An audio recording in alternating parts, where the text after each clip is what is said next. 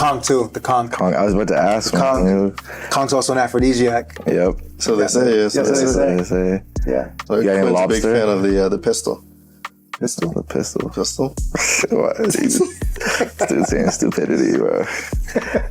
You even know what that is? No, man. I just love how you be dunking on you. I know, bro. So I catching strays from this dude for no reason, bro.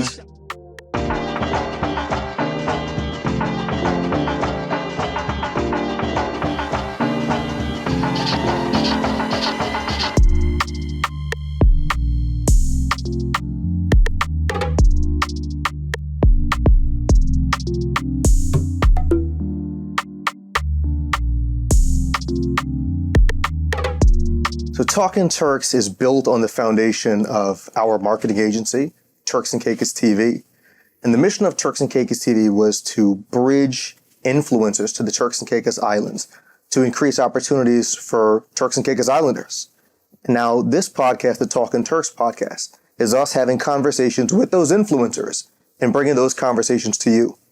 My name is Gabriel Saunders, and I'm one of the co-hosts. My other co-host, My name is Quinn Higgs, and I'm the other co-host. Today, we're very excited to have a special guest, close friend of ours. You may know him from Two Out to Handle, but he wears so many other hats than that. So I'm excited to introduce our brother, Brenden Durell. How you doing, man? We out here on the island, man. There we go. of course. Out here on the island. I appreciate you guys for inviting me in and treat me like family since 2020. 2020. When that was the year about family and with everything that happened. And just before we go on, I just want to say I'm really proud of y'all too, man. Like just coming in and seeing what y'all built. I remember in 2020 when I was filming with the production with Two Out to Handle, I saw this page following the Turks and Caicos TV. And like at the time, like filming was like hush hush because it was a big reveal. And I was like, yo, who are these spies? Who are these spies coming at me, man? Yeah. And then like, and there was no face. And I was like, you know what? I was like, but I saw Nathan and some other people that I knew followed y'all. And I was like, this is dope. And then when I actually met you, I was like, oh, little brother, I got you. So just to see where you guys are now, like in this space and actually filming this thing, like I'm really proud of you, man. Well, thanks a lot, man. We really appreciate that. It means a lot, man. I remember that was the post you did. Because when I saw Quinn drop that post, I remember seeing it and putting my head in my hands like, man, no way did you just out us just now when this is supposed to be hush-hush. But yeah, all went well after that. Yeah. And we spoke about that at the rap party. We did. Yeah. We did. That's when we really got to know each other. I don't think you were there, right, at the party? No. Yeah, it was really good. And I remember you guys mentioned doing something like this. And I kept it in the back of my mind. I was like, that'll be dope. Like, I see your vision. And I can often in my work, like, kind of vibe what somebody's vision is, but like rarely do I actually hear somebody say words and I'm like, nah, they're onto something. And you guys are onto something. And I know this is only like, just like for me, like I wear many hats, but you guys also wear many hats as well. And this is the tip of the iceberg, but I feel like in your purpose of bridging community, this is where it's at right here, man. Appreciate that, brother. This is what, you're fourth time to Turks now? Yeah, fourth or fifth. And what's changed since the first time coming down here? No quarantine. No COVID. The first few times I came, I couldn't leave my villa. Like they had me in a villa, specifically in a bubble. Mm-hmm. I couldn't leave. I couldn't see the island. It's like I could see the crystal blue water, but I couldn't do anything else but just look at it. Mm-hmm. And so now, like almost 4 years later, it's been about a deep dive with community, and also like selfishly connecting with my roots. Like specifically, I'm not from this island, but as we'll talk later in this show, it's this being a diaspora spot. It's like I can easily say that probably some of my family came here too, at some point hundreds of years ago. So this culture like invokes something in me that makes me want to be vibrant. It makes me want to like open up my heart and just meet people and be in the vibrancy of everything. So season 2 is your first season of Two Out to Handle, right? Mm-hmm. How did that come about, and what were your first thoughts when they told you you're going to be in the Turks and Caicos? Bro, I was posted up in Mexico for the whole 2020 for the lockdown. I was there just kicking it, and I remember they slid in my DMs. Yeah. Like the production slid in my DMs, casting, and he was like, "Hey, do you want to be on this TV show? We can't tell you what it is, but." I thought it was spam, and I was like, "Nah, this ain't real." Like I just ignored it, and then I saw an email follow up with the production company's name, and I was like, "Oh, this is real." Yeah. And then I wanted an interview with them, first one, then second one, and then they didn't tell me the location until a few weeks before coming out, and then they were like, "Turks and Caicos," and I was like, "Caicos." You know, and I'm pronouncing it this way on purpose. Yeah. Because 4 years later now I'm saying Caicos, like I'm from here. Yeah. But it's Turks and Caicos. But they were like, yeah, you're gonna go to this beautiful island. I looked in the map and I was like, oh snap, Puerto Rico's right there. Like my family is from there. Yeah. This island's right over here. So I was like, essentially, I'm going home. Yeah. So I've been to many countries around the world. Like I would say close to 60 at this point. And I haven't done much exploration in the Caribbean. So this was like my intro to these lands, to these waters. So it's been beautiful, man. Was that like your first kind of taste of getting into, I guess, production or TV series, or have you done anything in the past before that? This was my first like spotlight highlight. I never cared to be an actor. I'm not an actor. Well, what would really intrigue me about the opportunity with Too Hot to Handle was that I got to be myself. Like they casted me to be who I am, even off camera. Because the things that I teach, the things that I say, how I free flow on camera, these are things that come up for me with my clients. Like same issues, like same challenges. And of course, like you always add TV, some stuff in the mix, you know, insinuations of like storylines and stuff like that. But overall, it's like, I was like, I get to be myself in front of millions of people. And I couldn't pass that up. And of course, after, how many seasons has it been now? Season 2, 3, 4, 5. And then of course, the upcoming one, number 6. Yeah. We just wrapped. Yeah, how was that? Probably one of my favorite groups and favorite experiences that I've had filming thus far. And I would say based on the connections as well. And of course, again, bringing it back to the no pandemic thing, it's like I got to be around the cast more. I got to be kind of lingering around set a little bit more on days that I was filming. And I just say like overall the feel, and also like I'm a different person than I was 4 years ago. Like it's like I'm in this position that being an intimacy coach for these contestants, but also my work is intimacy. My work is constantly to open my heart, to open my mind, to open my soul, to learn new things, to be a better man, to be a better human. So I would say like I'm totally different now as well from when I first got here. So from that experience to the most recent one, we got to ask, what's your favorite season to have worked on so far? I would say this one. Yeah. This one we just filmed. It's probably my favorite. But before that, I would say season 3, the season that we met. Okay. Yeah. Do you have, now it may be hard for you to say, I don't know, do you have like a favorite contestant or moment you shared with a contestant out of all the seasons? Yeah, I would say season 3 with Nathan. Like that was like dope because we got to do a one-on-one workshop at a villa somewhere like on the other side of the island. And I actually got to spend time with him off camera. Like they gave us like an hour and a half before, so I served them some cacao. We did some breath work. We did a little bit of meditation. And so I gave him the actual experience of what it's like to work with me. And you can see it on camera too. Like he's totally like zenned out when we're filming and recording. So I would say personally, that was my favorite experience with the contestant. That was crazy because I remember that was my first season being a production assistant. And we were right down in Chalk Sound, Silly Creek, across from Turtle Rock. And Johnny, Sammy, all of them are out there, man. That was my first experience of really being, I want to say, out there doing something unique as a production assistant. It wasn't the running around, hey, can you give this person this and deliver this? It was really on set for a unique shot. And seeing that on camera was definitely a unique experience, a unique feeling. Like, I was a part of that behind the scenes. Yeah, what's fascinating too, it's like just the talent of the production company, the talent of the individuals who do their jobs, because it's like they'll go around and select the villa and they have a vision about the shots they're going to get, you know? So it's like, I just rock up, I see it's a villa. And then when we're filming later, they're like, oh, like they transform it into something. And I'm like, damn, that looks good on camera. Like I couldn't even see it that way. So it's really cool, man. You said you served them up cacao. Of course, we have some cacao out here. Yeah, let me get y'all some of this. So, this is pure cacao. Cacao is chocolate. This is from Latin America, Guatemala specifically, and pure. Like it's nothing taken out. There's nothing. It's just water and pure chocolate. And I'll talk more about this. This is one of the many hats that I actually I wear with what I do. Like I travel around and you can say like I'm a chocolate aficionado. Yeah. I go around the world trying different chocolates. Cacao connoisseur, eh?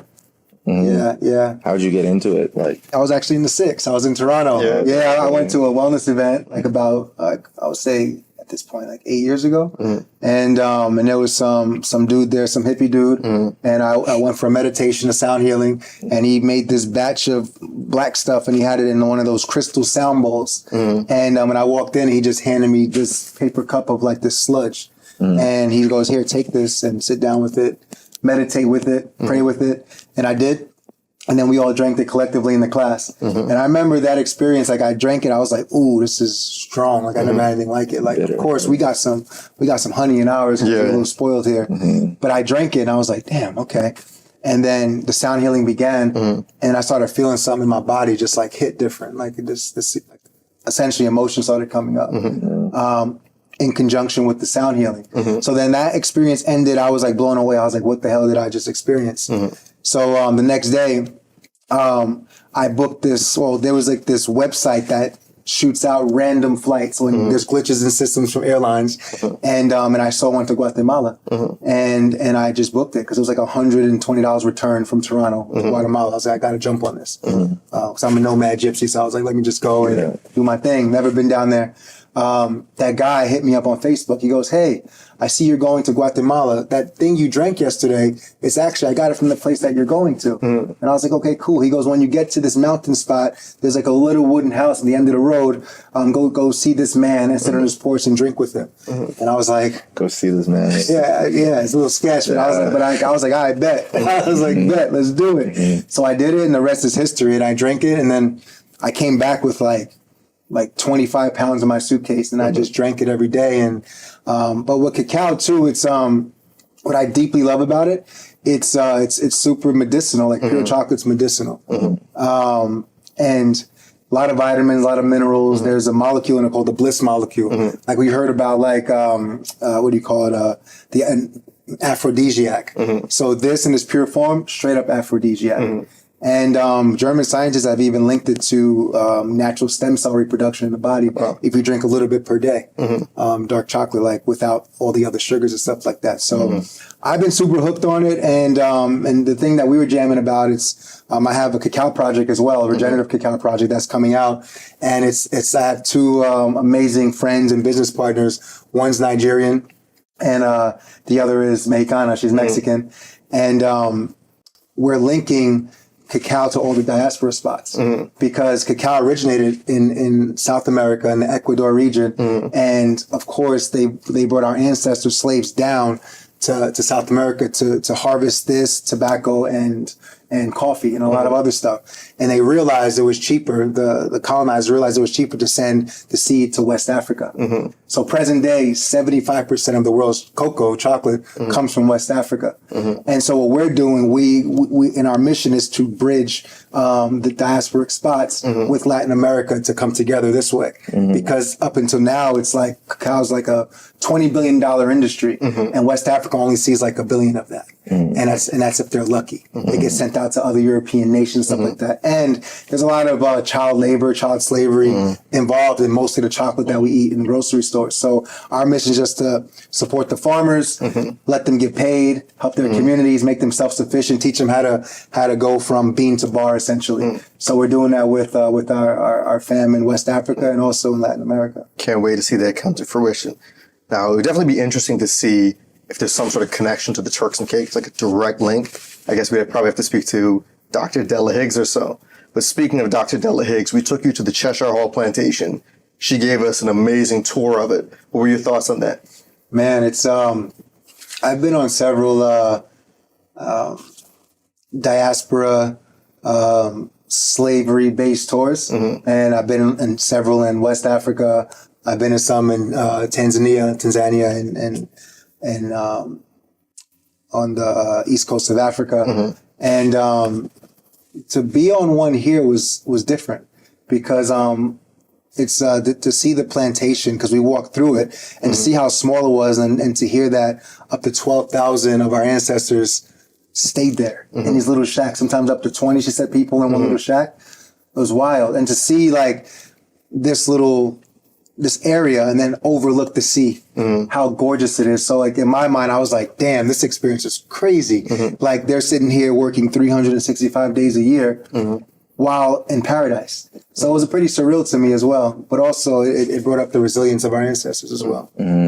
Yeah, personally, I'm happy that we got to take you there. For me, I hadn't been there in, I'd say, over a decade. I mean, and it kind of, made me realize, I think a lot of us Gen Zers and millennials need to, especially in the Turks and Caicos, go back to these spots, because there's an emphasis on going there as like a field primary school trip. But then like as you progress through high school and college, university, there is no kind of circle back to it. So that kind of stuff that you learn kind of gets pushed back in your mind and you forget about it. Like I enjoyed learning about all the new stuff there just as much as you did. It was a good thing to go there for sure. It was cool seeing how fascinated you were just looking at that well. You're like, yo, who done this? Who done this well with this fresh water? Perfectly circular too. The ingenuity of it. And also knowing that like the actual stones around the plantation survived all these hurricanes y'all have had here. Like it hasn't moved. Like the walls are still there. And I'm like, that's fascinating to me. For sure. No. Go ahead. And of course, we took you to the Junkanoo Museum too. Mr. Kitch Penn was out there. What were your thoughts on that? That was cool too, because it's like, because when you told me like Junkanoo, I didn't even know what I was getting myself into. Yeah. And then like I was like Junkanoo. I just thought it was like, like a little Ripley's Believe It or Not kind of thing. Like maybe I had no clue about the culture around it. And then when we got there, and then it was like called it Junkanoo because with all the junk around, we make music and festivals and parties out of it. And I was like, it makes so much sense. Just the vibrancy, the colors from it, and the passion also that, and how we were shown the place. But Junkanoo culture, I feel, should be more widespread. Like we were talking, like it happens at parties and festivals, and y'all have your thing. But an actual like Junkanoo like weekend here in Turks would be fuego, would be fire. If y'all did something like that. Then we definitely got to make that happen. I think it's us in the Bahamas, but the Bahamas is better known for it than we are. So I think we got to really find a way to make our stamp within Junkanoo worldwide. So people, the same way, I think we run a call before, you and I run a call.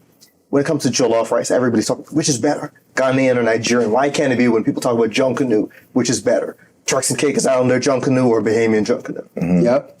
Have those type of conversations. Did you say, like, I think, was it you showed me a video or you of Ashanti? Like, she loves Junkanoo. Like, that showed me that big picture of getting down. Yeah, for her birthday. And we had, Mr. Kitch Penn had DJ Khaled and all them, too. Oh, yeah. Khaled, Lil Baby, Jada Cheese. Everybody comes here and they love Junkanoo, but still, it seems like it's something they don't know about until they get to Turks and Caicos. We need to figure out a way to get it out there. So people who haven't even been to Turks and Caicos know. Same way that you equate soca with Trinidad. Yeah. You think, or reggae with Jamaica. Like Carnival and all those things. Exactly. You think Rake and Scrape, Junkanoo, all of that stuff with Turks and Caicos Islanders. Yeah, I recommend if you don't know what Junkanoo is, like you gotta just research it. It's a vibe. Yeah. It's a vibe. Shout out We Funk Junkanoo, y'all doing y'all thing down here, Yep. No, I feel like I kind of want some of this cacao right now. It's been tempting me a little bit. Salud. Post it on your beautiful shirts.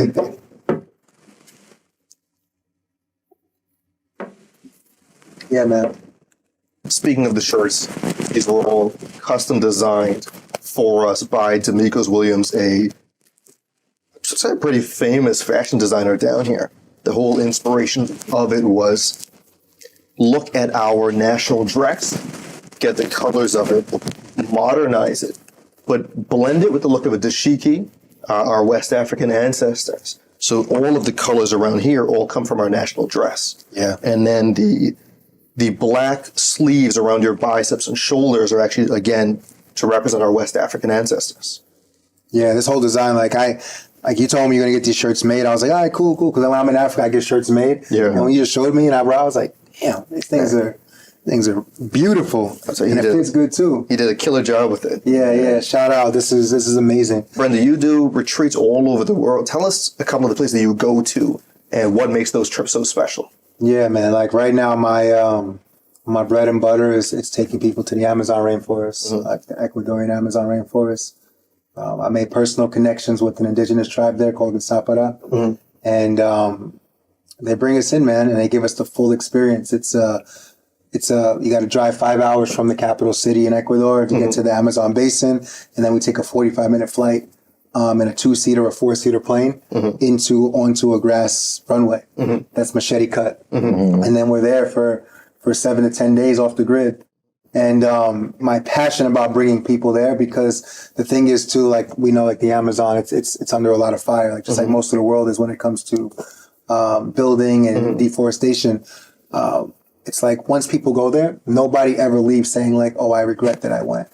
It's like it's almost like they bring in this thing like, "Oh, I got to protect the forest now." My experience is called Intimacy in the Jungle. It's in alignment with what I do on Two Out to Handle, because my purpose is that I want people to experience intimacy with themselves. Self-love, all these things, introspection, just by being off the grid, not having your phone, being in a totally different world with indigenous cultures, knowing that there's anacondas within a kilometer radius from you, there's jaguars around you, there's boas, there's crazy stuff. You know what I'm saying? It's like something clicks inside of you. And I'm really passionate about ecotourism and regenerative travel and bringing people to places that's not only just like laying up on a beach chair, like getting drunk, like nothing wrong with that at all. Like everything has its time and place. However, my purpose is like, hey, like you can have transformative travel experiences as well. And knowing those experiences that you have, as well as your time being in Turks and Caicos so much, how could you see one of those retreats working down here? It would be powerful down here. And the way that I would set it up, it's like things that you guys brought me to do, like going to the plantation with Dr. Della and the Junkanoo Museum, going to North Caicos, like going to all these islands around and actually seeing the mangrove and all this stuff. It's being like getting the full Turks experience. I feel it's so nourishing, like to be able to see like where y'all from, and like this is like your land, like where your fam is at and everything. And I see people coming down here because Turks is associated with, with party and resorts. Like we know what it is. Like let's shoot it straight. But also it's like beyond that. It's gorgeous here. There's only one other place that I've seen waters as pristine as here, and it's an island off of the coast of Australia, near Papua New Guinea. And the water here is just amazing. Like it's nothing. So I just feel like I'm excited to do something here in the future. Like to offer both sides, like there'll be days when we just post it up on the beach. People can have their rum punch. They can do their thing. And there's going to be parts too where in North Caicos, like taking bush medicine, taking the neems, the noni fruits, all the stuff that grows wild here. Like bringing that into the experience, because also a big part of the culture that I've learned from you guys and being here is all of the bush medicine that's here. All around. Like what did our ancestors do? Like they went to the trees, they made their teas, they drank their tonics. It's like, for me, like working with plants and medicines, this is how we preserve culture as well. Because if we find value that neem can heal my gut, neem can heal my mind, noni can help detox me. It's like we form a bond and intimacy with these plants. And in that's going to preserve culture and make us want to dig into our ancestry. I think those retreats would be so powerful for the Turks and Caicos community too, because a lot of our elders, and of course elders, the scribes, where they are in age, where they are in their stage of life, they're getting a lot older and older. And unfortunately, some of the most prominent ones have passed now. And we need to ensure that some of the knowledge that's still around gets imparted to us so that we can continue doing that. I think you would be so powerful to have as a part of those, especially connecting the dots with the other islands and around the other diasporic regions. I've tried many plant medicines from all around the world. In the Amazon, many different like powerful plant medicines that just alter your mind and make you a different person just by drinking it. And there's some medicinal, some not. And here it's just like you saw how excited I got. And I was like, Dr. Della was like, "Oh, this is neem." I was like, "Yeah, that's neem." Like, that's neem. It's crazy. Because it's really tough to come across these things, and I love aspects of Western medicine, and I love our medicine from like our ancestry. Like everything has its place, And I feel like the bush medicine here, it's almost like a microdosing thing. If we have it in our diets for longevity, like it's going to save us from larger ailments down the line. So educating, not only like, you know, like the youth here, but people who come in like tourism as well. It's like, hey, these people they know what they're talking about when it comes to health and wellness too. Totally, like how we say going in the bush. I think David Bowie even has a song called In the Bush or something along those lines about everything that you can get from the bush. My first time hearing it was only in October. I've heard this song before, but quite an entertaining song that had its performance too. Yeah. Didn't you say like you used to, like on a school trip, you used to go to like North Caicos? Like y'all had to do like some kind of like walkabout or something like that? Yeah, so in high school, I did a program called the Duke of Edinburgh. And for that, a select few of us had to go out camping in Middle Caicos. And we walked for like what felt like hours in Middle Caicos, one of the biggest islands here in Turks. In the hot sun, set up our camp and, you know, cooked on the campfire and then walked back. And it was very, very, I'm not even gonna lie, it was a little challenging, but I also enjoyed it and got a lot from it too. And that's why I'm thinking we got to get you out to North and Middle so you can see more than what, you know, you can see what else Turks has to offer, you know? It's not just like, you know, partying. You see that in Providenciales, but North and Middle Caicos, South Caicos, we have, you know, beautiful places over there too. We have Wade's Green Plantation, which is an even bigger plantation than Cheshire Hall here. Wow. Also have the caves too. There's a lot of stuff to see on the other islands. So I think a retreat over there would be, you know, particularly unique. You ain't got to watch out for no jaguars or nothing in the bush. What y'all got? Just mosquitoes? That's it. Yeah, so. Because we could totally have a retreat for a week or more. Something you go to North and Middle Caicos, South Caicos, of course, Grand Turk, Sole Key, see more of the historical sites. And then even if you had a camping trip or so in East Caicos, we keep hearing people talk about that. So I haven't experienced it myself, but I heard that in East Caicos, they have these wild cows that are still like just running around. And these cows are essentially from the same line of cows that were here. I heard during slavery. I don't know how true it is. I may have to do some fact checking there, but it would be crazy to think you still have these cows over there that are just surviving and thriving. To have a camp trip around, that would be like quite the experience. Yeah, we got to bring people in to do these experiences because I feel that the more people are exposed to this, like there's a deeper respect for Turks. Like I feel this, like the island, the culture here, it's so deep and rich that it shouldn't only be known for like beach chairs and party to like Westerners, like people in the States and you know in England. It should be more than that. So and I think one thing that could be a very, very powerful tool for us, because of course we want to punch way above our weight when it comes to culture. We want to be like how Jamaica is culturally, punches way, way, way above its weight. I think pop culture provides us with the perfect opportunity for that. And Turks and Caicos is so ingrained in pop culture right now. We have influencers messaging us, DMing us on Turks and Caicos TV all the time, asking to come here. What do you think makes Turks and Caicos so appealing to influencers? Man, just it's well, for influencers, like if we're talking like actual, just like visually, like you don't got to do much. Yeah, you could have an iPhone 7 that's gonna look fire. If you take a photo of these beaches here, like you don't need much. You know? And I bring it into like a spiritual sense. I just feel the energy of Turks is just it's unmatched. And I feel like a lot of people might not see it that way, but they definitely feel it. Like it's the reason why Drake comes back. He'll come back for 3 days, you know what I'm saying? Yeah, right. Like he'll probably be in Tokyo and then come here for 3 days to decompress and leave. But there's a reason why these people keep coming to this island. And I feel influencers, like any place that they go, there should also be a give back in a way. That's just me. And of course, like my line of work's different again. It's like I'm an influencer in a way because my work is just impacting many people. But I feel people who are strictly like influencers or celebrities or athletes, it's a give back is so important to the places that we call home or places that like when we get here, they say, welcome home. And that ties perfectly in with our mission. And I think we completed that together when we had an evening of wellness.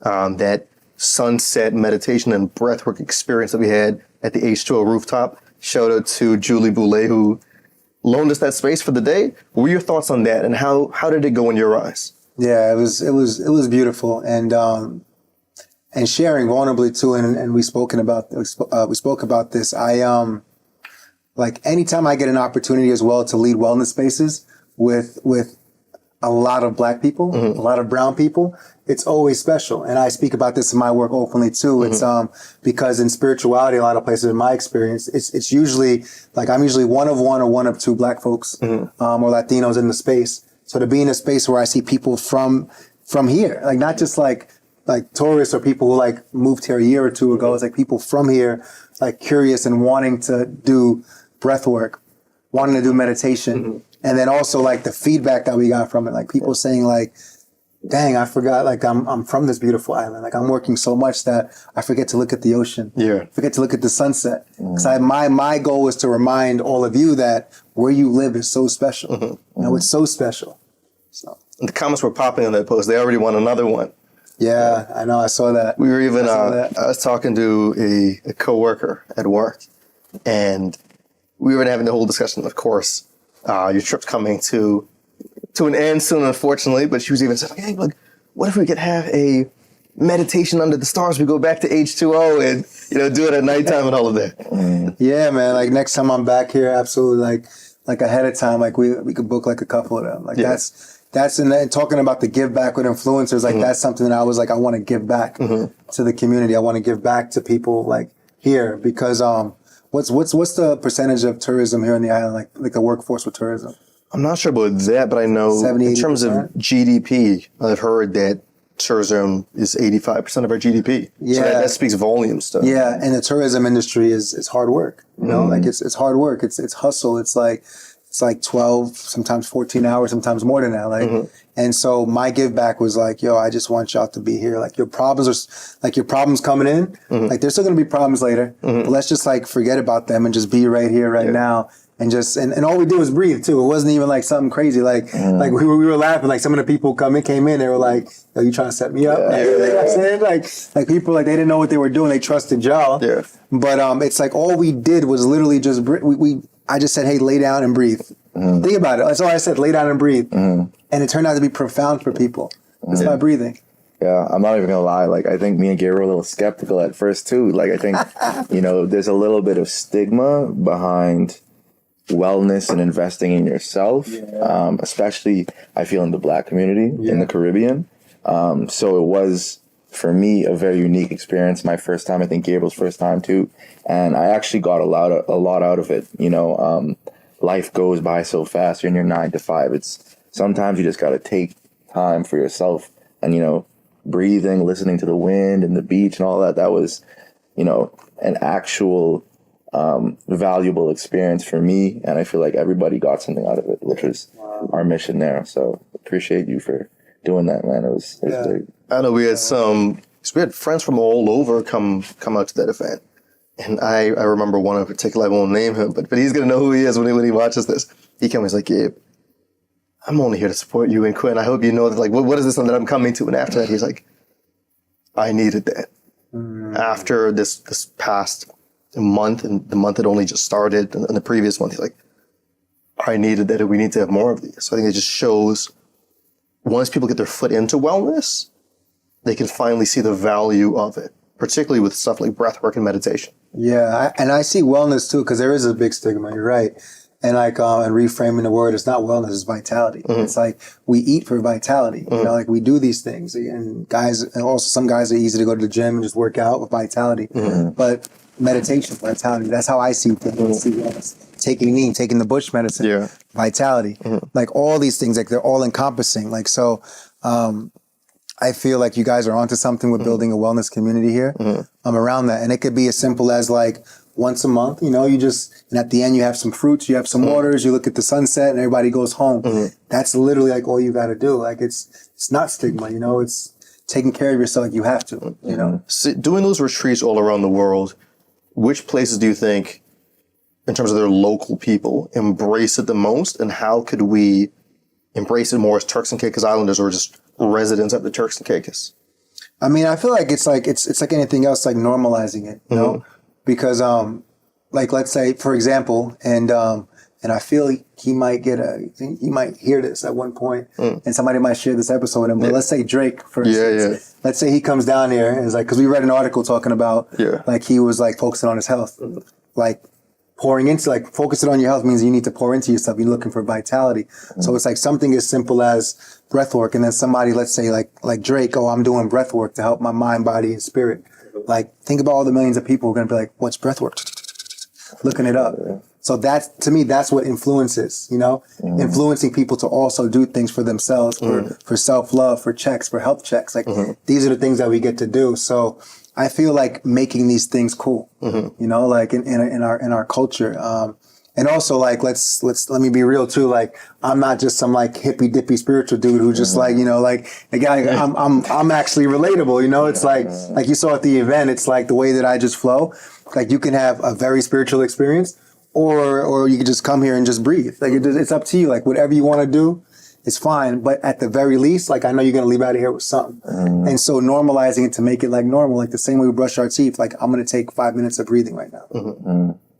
I always wonder is like, you know, for you, how did you get into like that kind of health, wellness, meditation space? Because it's not like, I don't know if you can go take a degree or, you know, study for it. So I'm just curious as to how, you know, you got into that space. Honestly, like, it's like immense pain, like emotional pain. And like being in spaces in my life, like stuff from childhood, from teenage years, like experiencing things and like just carrying them, you know? Like, we had deep conversations about like women and relationships in the past. And it's like all those things accumulate in our body. And I was traveling around the world. I got to sit with amazing monks in ashrams, like teachers, Rinpoches, who taught me things, sitting with Baba Laos, a priest in West Africa, shamans and maestros in the Amazon rainforest. I got to be around all these people. And then little by little, I was like, damn, I'm feeling better. I'm feeling better. And my background, actually, like, I played professional baseball for 4 years. Like, I played professional sport. I played college, played baseball for 22 years. And after I was done playing minor league independent in the States, I was like, I want to play internationally. So I played in Japan for a little bit. I played in Australia. I played in Germany. And that was my vehicle that actually started me traveling around the world and seeing different things. And when I was done playing, I was like, I don't want to play anymore. I hung my cleats up when I was like 28. And I was like, but I still want to travel because something is changing in me. So I got into it just by like wandering and just injecting myself with little things like, oh, I like that meditation practice. Oh, I like that. And just being open-minded and open-hearted. Because for me, it's just about a feeling, you know, like, I want to wake up every day and feel as best as I can. And doing things like wellness, doing these things, like, it helps me feel good. It helps me stay grounded and like also make connections. Like, yeah, like, if I'm totally in my bullshit, it's like, there's no way we would have made a deep connection as bros. You know what I'm saying? There's no way. So I value wellness to be able to keep me in a space where I can make deep connections as well. How much of all of those stuff can you really implement when you're on Netflix, on Too Hot to Handle? That's a great question. So with my role on Netflix, like, I know, like, I can say so many things. Like, I can give so much information. My biggest thing is just that everybody feels comfortable within my presence. So again, that comes back to the wellness aspect, because I'm able to control my chaos. So it's like, you guys open up. Like, you guys open up more to me. Same thing with the cast members. It's like, I don't come in there and be like, hey, you need to do this, you need to do that, blah, blah, blah, like, overwhelm them. They're already freaking overwhelmed, you know? All of us are overwhelmed in our lives. So my thing is like, yo, I see you. Like I see you. Yeah, like, they're calling you a player or a ghoster. It's like, yeah, I get it. Like, we do stupid stuff, but also I see you. I see who you are. I see your heart. And this is what my purpose with the cast members, with the ladies too. It's like, yeah, like, I know, like, your heart is, like, you feel your heart is closed and you're cold-blooded because guys did you dirty and you want to protect yourself. It's like, yeah, I get that, but you're protecting something behind there, a beautiful heart.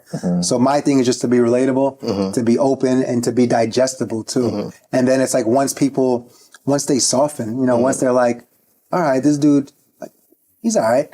And then that's when I'm like, hey, so my thing is just to give people like an extra few seconds just to think. That's what it is. Like, to push away the chaos and to be like, oh, actually, I keep dating guys who are jacked up. Maybe I should just like not respond to this text message. So it's little simple things like that. And of course, I know a little bit of the inside details from being a production assistant for a number of seasons. But for the viewers, how edited is it? Because I know I got to see it from the hundreds of cameras that they had. But I know watching, I can't remember which season it was, but there was this one particular season where someone said something. I think it was one of the guys said something, and your response was something along the lines of just, okay or yes. Yeah. I think you probably know what scene I'm talking about. I can't remember who the contestant was. Yeah. It was Patrick from season 3, and I was teaching them how to essentially control their sexual energy, their urges, just through breathing. Through a process. And he actually understood what I was teaching. He understood what I was teaching, and so like as he was like explaining it back to me, I was like, wow. Like I was kind of like thrown back. I was like, I didn't think anybody was going to understand this concept. And so of course, like the show is edited. It's edited for a storyline. It is, and so they use that wow as like a thing to like make it seem like he was a little far fetched. But as far as the show though, how it goes, it's not scripted. People think it's scripted. It's not. It's highly suggestive. And what I mean by that, it's like if there's two people who, let's say, keep breaking the rules, they're going to put them in a room together with like condoms and champagne, and like they're not going to tell them to break the rules, but like it's right there for you to do that, But as far as like what we say and what we do, the contestants have free will in what they share. So yeah, it's not scripted. Yeah. And I know you said your favorite, I guess, time on the show was that workshop with Nathan, the one-on-one workshop. But are there any contestants, like who do you think that you're closest with from all the seasons? I would say I've made a deep connection with Nathan, James from a couple seasons ago. Season 4, I think. Yeah, James Pendy. I talked to Seb here and there. I've talked to Louis as well a bit. And a lot of these guys too, like they're looking to travel, like they're looking to do things as well. Like that's one thing. Like just talking to Louis the other day, and he was like, he wants to like start traveling and doing more stuff like that. Like Seb, that his job is traveling. You know? So a lot of these guys, they just want to be in the mix, But yeah, I keep contact with them, because also too, like the same thing, like a big bro role, because it's a lot for people to have nothing, like let's say like as far as community on social media, then to have all this attention on you, to go from like 5K followers to like 500,000 within like 2 weeks, that's crazy attention. So my thing is too, it's like I don't get as much time as I would like with all of them while I'm filming, just because of the production stuff, and they got to go do their stuff. But I want to make sure that their head's at least right, like, and they know that they can reach out to me if anything's going down. Of course, I got to ask, how has it been in Turks and Caicos to film a number of seasons here? And do you think it makes sense to continue filming, if it continues, seasons in the Turks and Caicos Islands? I mean, I think so, because it's so unique here. Like it's so unique. Like there's no other reality show here. Of course, there's other productions that come out here. There's other things, but I feel Turks is synonymous with Too Hot to Handle now when it comes to the beautiful beaches, the villa, like the vibe, and it's actually a privilege to be able to come to this island to do any kind of filming. So I feel like I'm praying that it keeps going on here in Turks, because I just feel it's the vibe for what everybody's looking for. So you guys heard it here on Talkin Turks first. Intimacy coach from Too Hot to Handle, Brenden Durell, says that Too Hot to Handle needs to stay in Turks and Caicos. I hope whoever out there needs to hear it hears it, but we'll make sure that clip goes viral. It's Netflix. They got to cut the check. For sure. The reason Gabriel really asking is because, he's such a big super fan. He wants to know you could pull some strings, maybe get him on the next season. I don't know. You think Lana only had me in as a stand-in, but here's what it is. It's actually him who wants to be on the show, You know what's crazy? I never seen dudes on the show with a beard. Have you seen dudes on the show? Has there been anybody with a beard? I don't think there's been anybody. I feel like so you would have to shave and get the baby face out. I feel like season 4 there was somebody with a beard.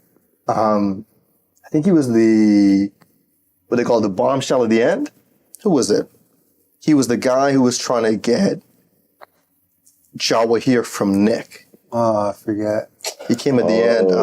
Buff, dark. Very, very. But I know it. Only one guy with a beard, so I think he had a beard. But I think guys with no beards do better, so y'all have to shave your beard off. Sean Kell. That's who it was. Oh, the dude from Miami? Yeah. Pretty sure he had a beard, man. Pretty sure Sean Kell had a beard. Yeah. So, but other than that, y'all would have to shave just to make the cut. I mean, you have 2 Turks contestants in the same season. That'd be crazy. Yeah. Would you actually go on? I don't know about that, man. Say all the behind the scenes. I don't know if I could do that. Yeah. You think you could do it? Bro, I honestly don't know, man. I think it could be a good opportunity, but if you're going to commit to it, like, all right, I'm going down this path now, you have to try and maybe, I feel like, turn that into a career if you're going to go on the show. Yeah. And am I trying to do that? I don't know. That's something I have to like wrestle with myself, but probably not. It's At this nerve wracking point. because nobody knows how the show's ever going to be edited as well. So, and you have to live with that Yeah. for the rest of your life. That's the thing there. Like man. they're actually really, contestants are really brave. Yeah. They're really brave for doing that. Yeah, people be like, oh, because they want to get famous and that, but still, like, they got to be brave. And how they could portray you too on the season too, you have no control over that. No control. I don't even want to call his name, but there's this one character, not character, contestant on the show, and I'm just like, man, like they actually did him dirty in terms of how I thought he was just like kind of like a hippie dude or something like that, like, you know. But Gabriel was like, no, he's not like that, man. He's so cool in person. I'm like, they just did him dirty with the edits, like that. He's talking about how they did Pat in season 3. Yeah. They had him. What was it? He was singing to Georgia. I think it playing the was. ukulele or whatever. I think he ended saying that he loves her or something like that. Yeah. Something like that. That's just on a different vibe. Like he's a Hawaii boy. Yeah. Like he's just different. Yeah. He's just different out here. You know what I'm saying? So he was doing this thing and it just wasn't received. Yeah, and the clip of Trey killing me, though, like Trey's my boy. When I saw that I had to shoot him a text immediately, was the scene where who was it that was twerking in front of him, or whining up in front of him? I can't remember. This was the last season 5. Yeah, the blonde woman. Yeah. So that was a funny scene. Yeah, it's hard work, man. I'm telling you, like, and like I was talking to them a lot about it, like in the previously recorded season, and they were just saying how like just weird thing too, where you first get there, you see all the cameras, and you're like, wow, these cameras are on me. Mm-hmm. But then after like a day and a half, 2 days, it's like you forget the cameras are there. Yeah. Mm-hmm. So a lot of people think that everything is like, people are like trying to be in cameras, like they're just living their lives. You know, they got CCTV like around, they're in the bikini pool and stuff, having conversations. But it's like, it's crazy. I couldn't do it. And if you could have had more time with one contestant from any season, who would that be? I would say Louis for sure. Like I wish I got Louis the Nathan experience. Yeah. I would say Flavia as well, like with her. I mean, I say and Jawa here as well. Yeah, they all like super like, you could tell that they want to make a change. Like they want it. Like their hearts are there. So it's like I would, and honestly, for all of them, like if they were like, yo, we want to come to your workshop retreat, it's like, come on, come in. Do they do like any like post-production checkup / follow-up with contestants? Because I can imagine, you know, when you get out of the villa, your phone's popping, you're the next best thing, and then all of a sudden the new season drops and then you got no attention on you. And if you have no other like, you know, future, you know, shows to go on or future kind of plays as an influencer, it could kind of be like a roller coaster, you know, I imagine. So like, do they have any kind of checkup for them? The production does an amazing job, like Netflix does, and then also the production company. They have a resident psychologist like on set, and she's amazing, and she looks after all their welfare, their mental health. They know if anything comes up, they can go right to her. And I believe from what I heard that they also get mental health support, like as needed. Like if they have a welfare team which checks in on them, like sends them emails and stuff like that. And I believe they have access to mental health if they need, because in the UK with the reality scene, like there was like I think 2 or 3 Love Island contestants who committed suicide over the last several years, like with the pressure of the fame and stuff, and also a presenter as well, I believe. So they're taking mental health seriously, and I really appreciate about the production. This shit, like through and through. So yeah, they take care of them, like their well being. That's good. But do the cast members actually use it? I don't know, maybe not, but it's there for them. That's good, man. Yeah. But, you know, we're talking about influences and all that. You experienced some time with us down here. If you could pick 3 influences within your circle to come spend a week in Turks and Caicos with Quinn and I, who would you pick? I know she's been here before. I would say Angela Rye, because she's just dope. Like she's for the culture. Yeah. Like she does amazing. Like she's a great person. I say Brittany Renner. That's Quinn's. What do you call it? Woman crush every day. You got him excited. Look at him blushing. Yeah. I know she's on a deep healing path with like personal development. Like she's really in tune. Yeah. I know like pop culture obviously paints everybody with a certain narrative. Yeah. But she's somebody who's like a force for sure. You really have him smirking, you know. It's okay. I see past all the stuff out there. Brittany, if you're watching, come on the show. Russian dog? No, bro. I'm cool. Yeah. Brown turtle red. Red. Hey, you can't even speak anymore. Stop this, bro. Somebody else who I'd bring out here. Another influential person. Man, I would say my boy also, he's an English actor. His name is Daniel Sharman. I feel like he loves culture like this as well. And also I find like it's in my experience, it's been really rare to find a white dude who's like so interested in like giving back and also like being like, hey, like I want to learn in that way. So I would say him as well. I'm doing a rapid fire, of course. Yeah. Coming here since 2020, you've obviously tried a lot of different restaurants. What's been your favorite restaurant so far? Well, Coco Bistro hit. Yeah? Coco Bistro. Actually, I met was it your cousin or your? Yeah, my boy, family friend. Yeah. Shadow DJ. Yeah. That food, like the whole experience was beautiful. Like it was beautiful. Like the palm trees, the ambiance, the service. Like, it's just like I've eaten the most though this trip at Chinson's. It's just because it's the most accessible, like on the app and stuff. Chinson's, but I love grouper. Like, what's the grouper? Chinson's, and then what's the other one? Big Al's I had there a little bit as well. Yeah. But yeah, I've been spreading it out. I've been cooking a lot too. That's my thing. Like I've been blessed with amazing shout out to the Ocean Club Resort as well for supporting this as well, supporting like my trip as well. It's I had a beautiful spot there where I get to cook. You know, like that's been amazing. Crystal clear turquoise waters and a pristine beach creates a sense of comfort and serenity felt from the time you arrive at Ocean Club Resorts on Providenciales, Turks and Caicos. Whether your heart's desire is to explore the vast underwater life found right offshore, or you prefer to create memories through above-water and on-land adventures, there is something here for everyone to enjoy. Plan your stay with us today. We can't wait to welcome you to your secluded island paradise.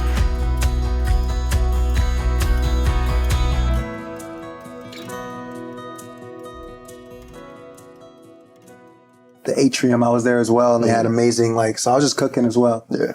But I mean, and also Tropical Paradise. Tropical taste. Like their smoothies, like they do the Dr. Sabi stuff, the sea moss, the wraps, fire. Yeah, they got that Jamaican jerk wrap. Yeah, that was fire. Yeah, the food game has been great this round. Yeah. Any go-tos at any of those restaurants? Chinson's, I do the steamed fish. Yeah. And like with the peas and rice. Yeah, there we go. With the peas and rice, with the coleslaw, and then at what do you call it? At Coco Bistro, I had the mahi mahi. But man, like the fish game here, and it's amazing. Say we have some of the best fish in the world. When you were by Chinson's, any chance you had the mini patties? Nah. Those mini patties are fire. That's like one of my favorites there. Nah. Unfortunately, this trip was a little different for me too, because last time I've been eating more gluten free the last couple years. So like the patties, the coconut bread, like the coconut crust is I couldn't do it this round because I'll break out like with a rash on my arm. It's just crazy. Yeah. So I'm sitting there looking at the menu, about to say like, I'm just gonna get it. But I held back. But the fish, man. Yeah. The Conch too. The Conch. I was about to ask. Conch's also an aphrodisiac. Yep. So they say. Yes, they say. Yeah. Like, you got any Quinn's a big lobster? fan of the pistol. Pistol? The pistol. Pistol? What? Still saying stupidity, bro. You even know what that is? No, man. I just love how you be dunking on you. I know, bro. So I catching strays from this dude for no reason, bro. He's shouting at me saying, I want to be on 2 No, but that's true, bro. You just throwing out things with the pistol. Describe what the pistol is then, since you throwing out things. I don't know how to describe it, but when they knock the conch out, they pull this thing out of it, and it's a little bit clearer. It looks like a clear worm almost. And they say that is like a super aphrodisiac. So what they'll do is they'll have people then just go and put it down their throat and swallow it. So why would Quinn do that? You gotta ask him. Dude, bro. I've tried it before. I'm not gonna lie. Like I've tried. You haven't tried it before? Never. Why not? You're an island man. Why would you not try it? It's not appealing to me. It doesn't matter, bro. Come on now, try it, bro. It has no taste. I'm not gonna lie. But like,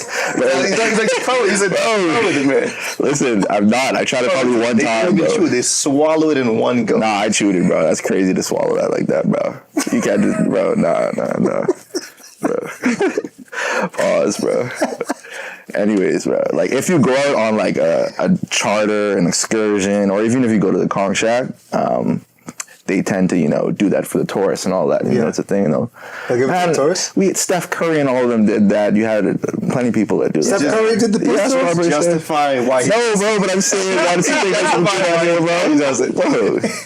Come on. Yo, if Steph Curry did it, I might try it. Same, bro. I mean, the Conch shack would probably have it tonight and all. Yeah. Speed you down there right now, go cash it. Yeah. Yo, do you think, have you heard any stories of men actually doing that and then having like amazing lovemaking sessions? Like, is it a thing or is it more like a fairy tale? Bro, we're asking you first. Bro, the Saunders, bro. I don't know, man. I didn't, utilize. Bro, I didn't utilize it that time when I tried. I was just like on a boat excursion, bro. So it's like I couldn't speak to it. But like literally every, I guess, captain on the boat will tell you it is. All the island guys who do it, they'll, just speak about it. So yeah, I believe him, Yeah. But also remember too, like that drink as well. Yeah. One that Gabe tried. That Gabe purposely ordered. Bro. Listen, what was that called? The Nectar Amor? From the Crackpot? Yeah, from Crackpot. Crackpot, yeah. They did me dirty out there. I was on like it was a business lunch, business dinner. And they had this drink called Nectar Amor. And I like sweet drinks. I'm there thinking it's like mango nectar or guava nectar and all of that. And I get it and they got this little bottle in it. And I thought the bottle was like a sweet nectar. So I'm there squeezing, trying to get every last drop. And I didn't put it to the side. Finish the drink. And I'm not gonna call out her name, but she knows who she is, the one who served it to me. Comes up to me and says, "Oh, how is the drink?" And I'm there, cheesing, giving her a thumbs up. Low key, it tastes a little bit bitter though. It's like, "Oh, you're gonna have some fun tonight?" I was confused. What? You're gonna have some fun tonight? And she's saying this in front of the person who I'm with, and I'm there on a business dinner. Like, yeah, you're gonna have. I think she thought it was my girlfriend. I said, "You're gonna have. You're having sex tonight, right?" And what the hell? What are you asking me on this business dinner? She's like, "Oh, you didn't know that? That's what this is for. That's what this is for. You didn't see the bottle?" And I read it, and it's like contains whatever the pharmaceutical name for Viagra. It's like the most embarrassing thing I ever had, especially at a business dinner. Honestly, I feel that's what this island's about. Like, she didn't know what you were there for with somebody, but she was like, "I'm gonna help my bro out." And she just slipped you the drink, for sure. and you drank it. You trusted sis. So to me, that's the epitome of what this culture is. Like, I got your back. I tell you, it's like most embarrassing work moment I've had. Yeah. Bro, part of me believes you knew what it was, bro. Well, like, we took Spanish in high school, bro. Nectar Amor, bro. Come on now, bro. Oh, it's like, what do you mean? I was thinking it's a nice, sweet drink that just, I don't know, Nectar Amor. Like, was it the love nectar? That sounds like he said he was squeezing every drink. Yeah, bro. Squeeze the whole thing, bro. Like, shaking it, bro. Like a nice, sweet drink that you enjoy on the beach or something. What's it called? The bullet? What's it called? A pistol. Conch pistol. Yeah. Literally, like, probably like this long, maybe. Like, it's literally like a worm, clear, see-through kind of thing. They just pull out, it dangles. I don't even know what purpose it serves in the conch. Like, if it's a part of the conch or whatever, man. But has no taste. They don't cook it or nothing? Huh? They don't cook it? Nah, but right out. But you can eat conch raw right out the shell, Really? Yeah, man. I guess cargo is just a big snack. Yeah. I haven't had it much. I had the stew from the Junkanoo spot. Yeah. It was actually really, that stew hit. Shout out Mr. Kitch, Penn. Yeah. Great cock stew. Yeah. Good job. You ever end up getting your oxtail? I did from Chinson's. Yeah. How was that? It was good. Yeah? It was really good. And last time I had it from, what's that other spot? No, it was, Mr. Grouper's. Yeah. Ooh, boy. So we got to put them, we're putting them in a one-on-one. Which one gets it? Oof. It's tough. I would say last time I was here, I would say Chinson's, but this time, last time I was here, I would say Chinson's. Yeah. This time with Mr. Grouper's. Yeah. Like the portions was hit a little bigger too. You hear you smiling when he's talking about it. Woo. Yeah. And you know what's crazy? Like I'm doing my travels, like I intentionally don't eat oxtails and any of that kind of stuff. I barely eat beef. Yeah. But I save it for when I come to the island here. Yeah. Like if once Tuatahano hits me up, like he coming back. Yeah. I'll start making a list on my phone about like the spots I want to hit up to eat. Yeah. Oxtail is the first meal. Yeah. First one. So what other restaurants you got to try the next time you're here? Or what other experiences in Turks and Caicos do you need to have the next time you're here? The Conch Shack, and also when y'all get your new activity, I don't know if you want to share about it yet, or maybe not yet, but once you get that new thing, like I definitely want to do that as soon as I get here.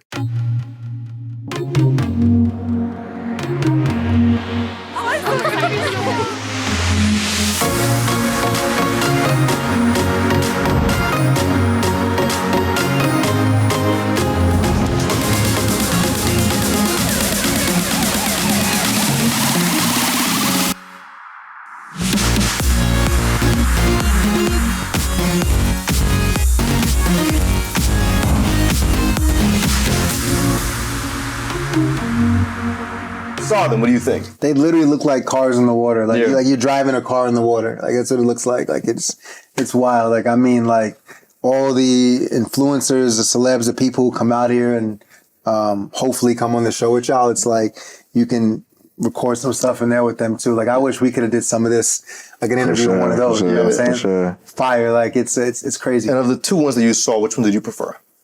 Not the Barbie one. We gotta get Brenden on that one next time. Yeah. Y'all gotta get like a Bentley or something like that. I guarantee DJ Khaled would probably be all over that one. Yeah. For sure. We got the Benz and the Bugatti. Yeah. It's wild. I want to do that. I want to do the kayaking in the mangroves. Yeah. See the turtles and everything like that. Do some parasailing too. I haven't done parasailing. There was one funny photo that Quinn's sister dropped. Quinn kayaking in the mangroves, and they're just cheesing with 2 thumbs up. You gotta make sure we get that in the clips. No, man, going in the mangroves is fun though. I'm not even gonna lie. Like you'll see like all type of like baby nurse sharks. Like at least if you don't see like at least 20 to 30 turtles, then it's a bad day out there. Like you know, like you're in the, especially if you got like a clear bottom kayak. Yeah, man, it's like because the mangroves is like the nursery for all the baby aquatic life here in Turks and Caicos and also other Caribbean spots. So that's where they like grow up and before they get too big. It's all natural too. Nobody's like taking care of them. Like once they get a certain age, they just dip. Okay. Yeah, no, I got to do that for sure. We really appreciate you coming on Talkin Turks. We had a great episode listening about all the things that you've done in the past, things you want to do when you come back to the Turks and Caicos Islands. But we definitely have to ask you, is there anything else that you would like to bring up that we have not spoken about as yet? Nah, man. Like I feel really complete. Like this is beautiful, and what you guys are doing here, it's very unique. It's very unique, and I feel it's like the expression for the culture. I feel you guys are doing that, and I also feel like nothing happens by coincidence. It's like you guys are pushing the influence of the celeb culture here, the pop culture. But then also it's like you meet somebody like me who's deeply into wellness and things like that. So I just feel like the future's so bright, and what can be done here and created on this beautiful island. Definitely. Appreciate you, bro. Yeah, man. You too, bro.